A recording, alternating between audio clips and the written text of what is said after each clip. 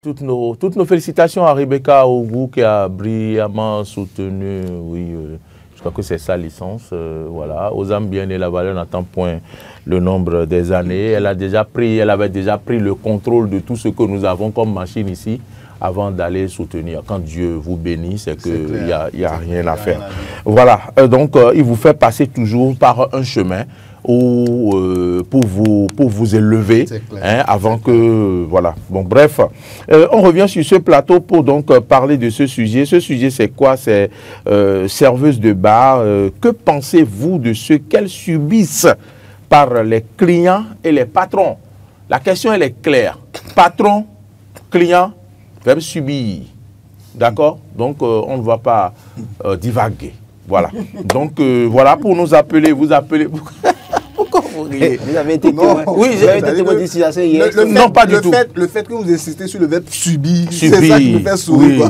Oui. Subir. Et l'autre dira ce qu'elles nous font subir. Je ne veux pas appeler ça. Je ne veux pas appeler ça, non. Non, je ne veux pas appeler ça, non. Elles nous font subir quoi? Elles nous font subir quoi? Il va vous convoquer la criette. On vous demande d'aller faire dernier client dans les bars.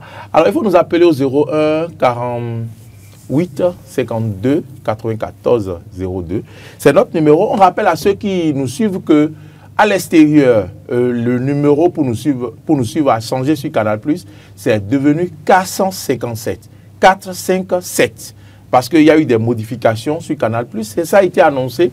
Et puis, on a changé de numéro à l'extérieur. Avant, on pouvait nous suivre sur le 287. Les gens ont du mal à nous suivre. Peut-être qu'ils s'en rendent compte. Fouillez, fouillez, fouillez. Défilez votre tous. Vous allez nous retrouver quelque part. Alors, service de bar, Oumar Diandjo, Laurent Rolantonnet, qu'est-ce que pensez-vous de ce qu'elles subissent par les clients et les patrons? J'ai été inspiré par le fait que dans l'arrondissement de Thiok, on nous parle d'un corps qui a été déterré, quelqu'un part pour cause d'avortement. Ça, ce n'est qu'un cas. Jusqu'à ce matin, je n'étais pas inspiré pour un sujet. Mais j'ai dit quand même, voilà un problème dont personne n'en parle. Est-ce qu'elle s'y retrouve par envie? Est-ce que c'est un boulot, ça? Et j'ai discuté rapidement avec quelqu'un dans un bar récemment qui m'a dit que la question, c'est une serveuse, je lui ai demandé, mais quand les clients vous passent la main sur vous, pourquoi vous ne refusez pas? Elle dit, mais que les patrons vont nous chasser. Donc déjà, c'est des conditions qu'on leur impose. Il faut que vous soyez courtois avec les patrons, les clients et tout ça. Et donc, parfois, c'est les patrons même qui s'en servent dedans. Et les clients n'en parlons pas. Voilà, c'est comme un lieu de défoulement. Et certains ont trouvé que, oui, il faut repositionner son bar en ayant des serveuses bien potelées, bien avec le monde au balcon, avec tout ce qu'il faut. Et puis c'est sur ces critères-là qu'on recrute. Et les hommes affluent dans ces bars-là. Et puis vous savez tout ce qui s'y passe. Oui, bonjour. Moi seul, j'ai vidé le sujet. Oui, vous avez tout dit. Bonjour. Merci de vous présenter. Vous nous recevez, vous avez le retour? Oui. Oui, merci. Monsieur Onitiango, comment allez-vous ce matin? Ça va très bien. Ça fait un moment qu'il n'a pas appelé. Voilà, oui, ça fait un moment. Ah, d'accord. Oui, comment allez-vous? Je salue le plateau. Merci. J'espère que vous avez la santé, vous avez la paix autour de vous, parce que ça fait un moment que vous n'avez pas appelé. Oui. J'ai effectué un petit voyage. Ah, d'accord. Bonne arrivée, comme on le dit chez nous. Merci beaucoup. Voilà le sujet. Vous savez, les serveuses subissent beaucoup de choses dans les bars. Même les patrons aussi ou les patronnes. On trouve toujours des erreurs à la fin du mois pour les soustraire de l'argent. Et la finalité, c'est quoi? Peut-être d'autres sont à 25 000, d'autres sont parfois 20 000, parfois 30 000. Et on les calcule, et peut-être à la fin du mois, c'est 5 000 qui restent. C'est 4 200 qui restent. Donc tout ça, les clients, nous les hommes, quand on va dans les bars, on voit les serveuses, on pense que c'est des gens qui n'ont plus d'avenir, c'est des gens que tout est déjà terminé. Ils n'ont plus de sort. Ils sont devenus des malheureux. Or, ce sont des situations de la vie qui les ont amenés dans ce genre de conditions. Personne d'entre nous, personne d'entre elles, n'avait jamais imaginé qu'un jour, qu'elle allait se retrouver dans ce genre de conditions. Mais les aléas de la vie, les circonstances, les situations infernales de la vie ont fait qu'ils n'ont plus de choix. Et je demanderais à nous les hommes que de ne pas croire que une fois aller dans les bars et on voit une serveuse ou bien on voit des serveuses, que c'est des gens qui n'ont plus d'avenir. C'est des femmes qui ont d'avenir. Seulement que le moment ne les permet pas de jouir pleinement de leur truc là. Donc tout ce que je demanderais, c'est de faire en sorte que je demanderais aussi aux serveuses de ne pas, parce qu'il y a des serveuses très arrogantes. C'est ça. Et quand vous parlez, c'est-à-dire vous faites allusion à peut-être la plupart des serveuses qui sont sur ça, vous verrez 95 qui sont des femmes qui sont des serveuses qui ont déjà eu des enfants. Hein. Oui. Maintenant, la plupart vous parlent très mal.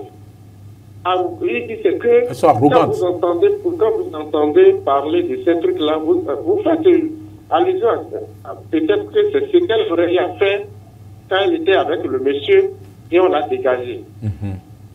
Donc, tout ce que je vais demander à nous les hommes, quand on va dans les bivettes, même les 100 francs, les 50 francs, il faut aussi, on peut les laisser, il faut qu'on les laisse ça, mais pas pour en bénéficier autre chose après. D'accord. On appelle ça pouvoir et s'exiger dans d'autres pays. Oui. Ça fait partie de la culture dans d'autres pays. Merci infiniment, monsieur Onitshango. Certains déchirent même l'habit des serveurs pour 25 francs. Hein. Donne-moi ma monnaie 25 francs et si tu ne le donnes pas, ils vont déchirer ton habit à cause de 25 francs. Vous avez écouté, monsieur Onitshango. Vous allez boire avec votre femme parfois, vous donnez l'argent à la serveuse. Pourquoi tu lui donnes l'argent? Et c'est la femme qui fait un spectacle. Oui, parce que chez nous, on a tendance à croire que c'est des filles faciles et c'est des arracheuses de marfin. Mais M. Onitshango a dit une chose, quand vous allez dans les bars, il faut laisser quelque chose. C'est 50 francs, c'est 100 francs, c'est ça. Parce qu'à la fin du mois, elle va se retrouver avec 5000 francs. Ça, c'est une réalité. Parce qu'elles disent, le patron dit que tu as cassé de bouteilles ou bien tu as mal fait le point. Ils ont un système maintenant, on vous remet quoi une fiche manquant. Mais si on parle de manquant. Il y a verre cassé, il y a bouteille cassée, il y a des clients indélicats qui cassent les verres. Qui viennent boire aussi et qui partent discrètement. Et qui partent aussi sans payer. La dernière fois, j'étais quelque part avec des amis, je crois que la fille se plaint parce que les gens sont partis, ils ont bu pratiquement pour 6 000 ou 7 000, ils sont partis. Et ça fait une dette pour elle. Et donc, on va soutirer ça dans la misère qu'on lui paye. Donc, je crois qu'il y a un véritable problème. J'estime qu'aujourd'hui, ce qu'il a dit, c'est très bien parce que, oui, nous allons dans les bars parfois boire.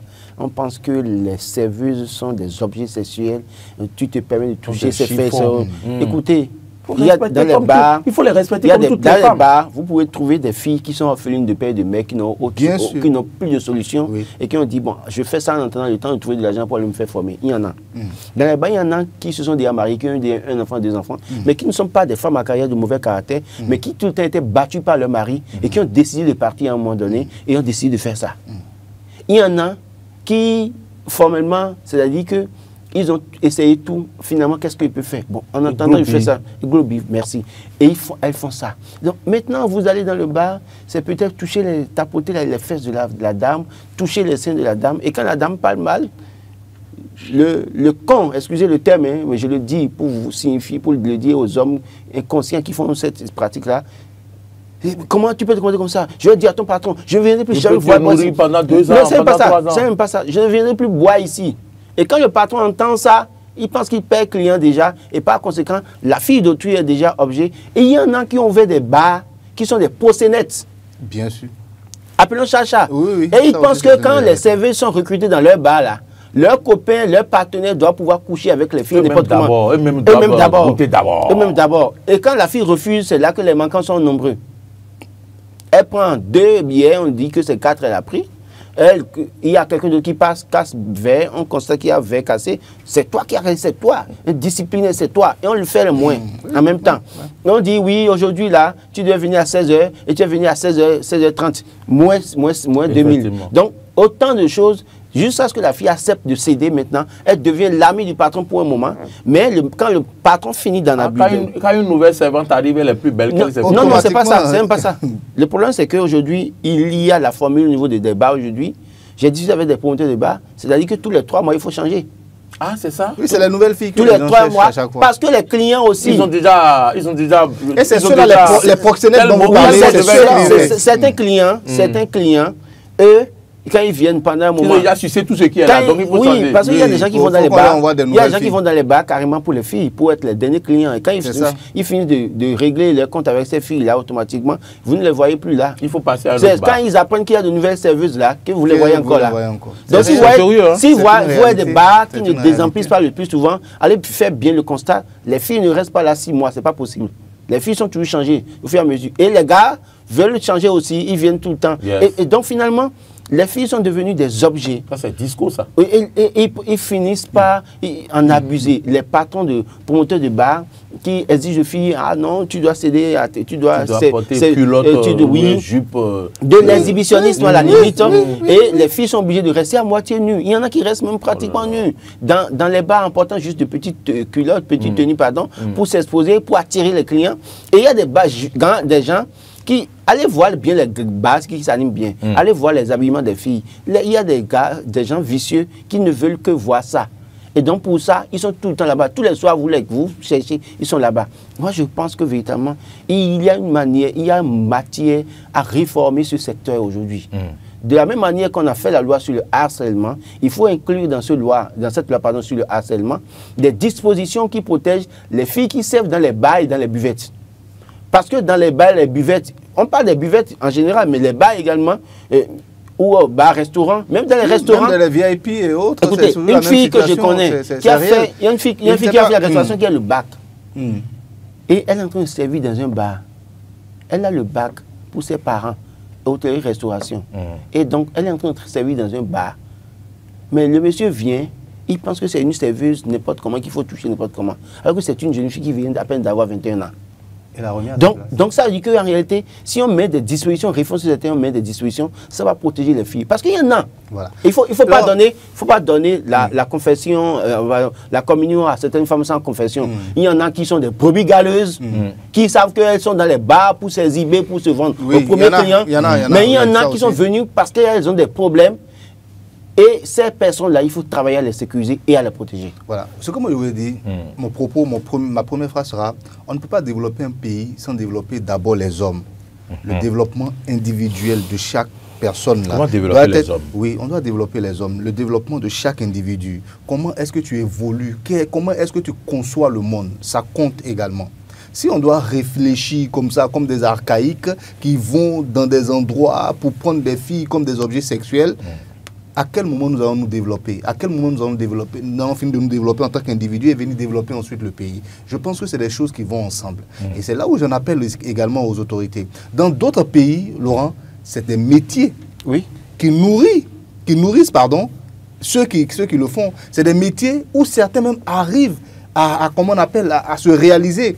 Moi, je connais, j'avais fait un reportage quand je travaillais on appelle tout à l'heure de Franck Mélenchon, quand je travaillais dans son entreprise. J'ai fait un reportage sur un monsieur qui était parti, mais du plus bas de l'échelle. Ce qui est devenu Sofitel aujourd'hui, c'était l'hôtel Sheraton. Du plus bas de l'échelle pour arriver jusqu'à directeur. Wow. Oui, jusqu'à directeur dans ce moment de Sheraton. Donc c'est pour vous dire quoi? C'est pour vous dire qu'on peut se réaliser. C'est des métiers qui sont considérés comme tels dans d'autres pays où on recrute des gens. Vous voyez, beaucoup aujourd'hui veulent aller en France, veulent aller au Canada, en Amérique, en Italie, un peu partout dans le monde, en Occident. C'est dans ces secteurs-là qu'on demande aux gens de venir travailler.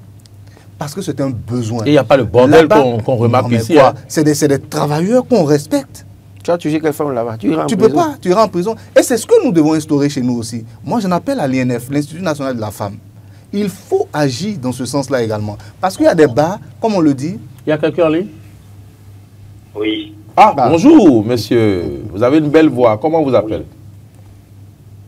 Bonjour, monsieur Maurice. Il a souri. Bonjour, monsieur. Omar et bonjour, Laurent. Bonjour, monsieur. Oui, monsieur moi, c'est monsieur Soulé Zachary. Okay, monsieur Soulé Zachary, une voix radiophonique. Comment allez-vous? Merci beaucoup. Alors, très bien, vous-même. Alors, nous allons bien. Nous allons ça bien. Va, ça va. Vous avez la parole. D'accord.